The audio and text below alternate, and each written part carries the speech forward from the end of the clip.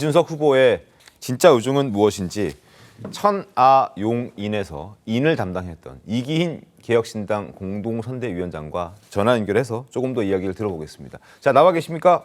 네, 안녕하십니까. 이기인입니다. 네, 반갑습니다. 위원장님. 반갑습니다. 자, 이준석 후보가 어제 기자회견 열었습니다. 대선 완주 의지를 밝혔죠. 갑자기 기자회견을 한 이유가 좀 궁금한데요. 어떤 이유 때문이었나요? 사실 우리 김철근 시장께서 잘 말씀해 주셨지만 그 이준석 후보와 저희 개혁신당이 선거 초기부터 다른 당과의 단일화는 없다라고 단언을 했었고 당선을 위해 뛰겠다고 말을 해오고 있거든요. 그런데 계속해서 이렇게 뭐랄까요? 스토커처럼 지속적으로 단일화를 요구받고 있는 상황 속에서 마침 어저께 이 MBS 또는 갤럽과 같은 공신력 있는 여론조사에서 네. 이 두 자릿수를 기록하기 시작했잖아요. 저희 판단에서는 바람이 이제 불기 시작했다. 그 시작을 알리는 신호를 국민들께 알리는 게 좋겠다라는 생각으로 기자회견을 했고, 그리고 더 이상 이 단일화 논란에 대해서 확연하게 절연해야 되겠다라는 생각이 강했습니다. 그래서 어저께 이준석 후보가 기자회견을 통해서 명확한 의견을 밝힌 게 아닌가 싶습니다. 그렇군요. 알겠습니다.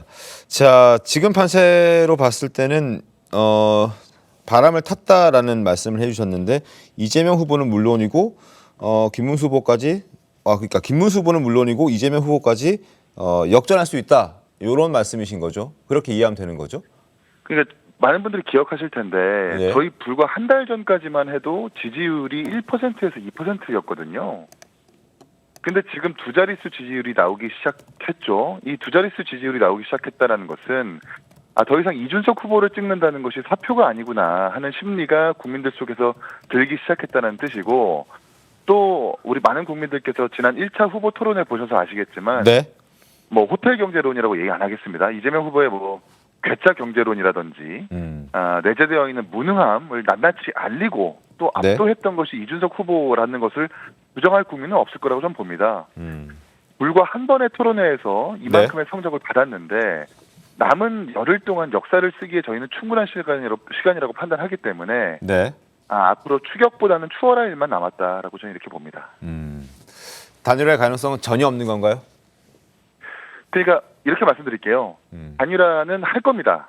근데 그게 김문수 후보가 아니라 네. 국민과 단일화를 할 거다.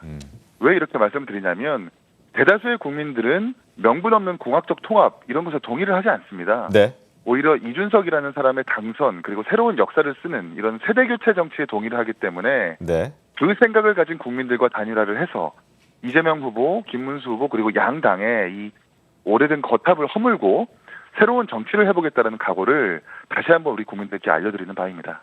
알겠습니다. 일각에서 이제 그런 얘기도 있긴 하잖아요, 위원장님. 그 이준석 후보가 이제 막 40이 됐기 때문에 아직 앞으로 할 일도 많고 기회도 많을 건데 이번이 마지막이 또 아닌지라 국민의힘 혹은 보수 지지층들의 어떤 강한 요구에 그 목소리를 외면할 수는 없을 것이다. 그래서 압박이 좀 지속되고 선거 막판까지 간다면 단일화의 가능성도 있다라는 그 국민의힘 측의 주장이긴 합니다만 그 가능성을 완전 배제하시는 오늘 입장이신 건가요? 저도 이제 우리 TV조선을 너무 좋아하고 애청자인데 방금 우리 앵커님께서 해주시는 질문 속에서 저는 우리나라 보수의 문제점이 모두 드러나 있다고 생각을 합니다. 그렇습니까? 그러니까 앞으로도 기회가 있을 것이다. 네. 이제 40이 됐다. 뭐 지지층의 요구가 나오면 이런 문장들 자체가 네.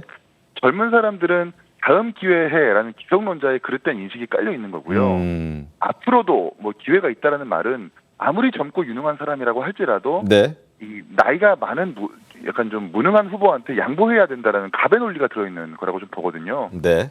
그리고 보수 지지층의 요구라는 그 허황된 말, 검증되지도 않은 허황된 말을 지금 정치권에서 계속 돌림 노래처럼 하고 있다고 좀 보는데 보십시오. 이준석 후보가 꼭 보수의 표만 가져가는 어느 한쪽이 경도된 후보는 아니라는 것을 알고 계실 겁니다. 네네. 이 최근 조사에서도 민주당 전통 지지층이라고 하는 젊은 사람들 또 호남 지역 등의 지지율에서도 유의미한 수치가 나오기 시작했고요. 많은 분들 아시겠지만 동탄에서도 민주당 지지표를 더 많이 가져왔기 때문에 당선이 된 거거든요. 네. 그러니까 좀 정리를 해보면 후보는 정작 이 양당의 합리적 유권자들을 끌어와 가지고 당선되려고 하는데 지금 보수 정당이 오히려 그들만의 오래된 논리로 이준석의 발목을 잡으려고 하는 거라고 좀 보거든요. 네. 말씀을 드리면 제발 좀 보수 정당이 이 말을 듣고 변하셨으면 좋겠다라는 생각이 듭니다. 알겠습니다. 제가 드린 질문은 지금 정치권 여의도에서 도는 여러 가지 이야기를 드린 것이 제 개인의 의견을 드린 건 아닙니다. 오해하지 마십시오. 그럼요. 다 알고 있습니다. 알겠습니다.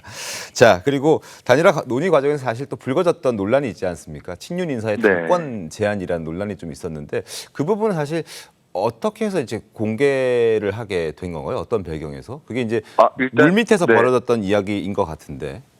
어제 일단은 후보가 직접 밝혔는데 직접적인 당권 제한은 없는 것으로 안다고 밝혔습니다. 다만 이제 국민의힘 내 뭐 친윤계 할 것 없이 친한계 할 것 없이 이 개혁신당 관계자한테 이런저런 연락을 해가지고 네. 단일화 여부뿐만 아니라 다양한 좀 하소연을 하고 있는 건 맞는 것 같아요. 그러니까 저희가 그런 연락을 받으면서 느끼는 것은 네. 국민의힘이 지금 후보를 선출했지만 아직까지 내부 정리, 그러니까 결속이 안 되어 있구나. 단일화를 둘러싼 이견 이외에도 개파의 갈등이 지금 수면 아래에서 엄청 심각하구나 하는 것을 저희가 오히려 느끼고요. 네. 그래서 저희는 오히려 당 밖의 인사한테 단일화를 말하기 전에 국민의힘 내부부터 좀 단일화를 하는 것이 급선무가 아닐까 조심스럽게 말씀드리고 싶고, 네. 아마도 이동훈 단장이 그런 내용을 공개한 것은 제발 좀 정신을 차리라는 한 명의 국민으로서 선의의 의식에서 비롯된 것이 아닌가 싶습니다. 알겠습니다. 자, 오늘 밤 이제 2차 TV 토론회가 있습니다. 1차 TV 토론회에서도 맹활약했다는 평가도 많이 받았었는데 2차 TV 토론회 또 다른 분수령이 될 수 있는 이 TV 토론회에서 어떤 전략을 지금 짜고 계신가요? 오늘은 일단 지난번에는 경제 분야였었고 네. 오늘은 사회 분야 토론인데요. 이재명 후보를 토론과 실력으로 압도하는 것은 물론 이와 동시에 우리 이준석 후보가 그리는 이준석 정부의 청사진, 그리고 국정 운영에 대한 구체적인 비전, 그리고 또 방향들을 보다 좀 자세하게 설명드릴 예정이라고 저는 생각하고요. 네. 네거티브가 아니어도 비전의 제시와 비교로서, 그러니까 자연스럽게 이루어지는 비교로서 이재명 후보는 안 된다는 사실을 국민들의 인식 저변에 알리게 하는 것이 저희 전략 중에 하나라고 말씀드리겠습니다. 알겠습니다. 자, 지금까지 개혁신당의 이기인 공동선대위원장과 전화 인터뷰 해봤습니다. 오늘 연결 감사합니다, 위원장님. 감사합니다. 네, 고맙습니다.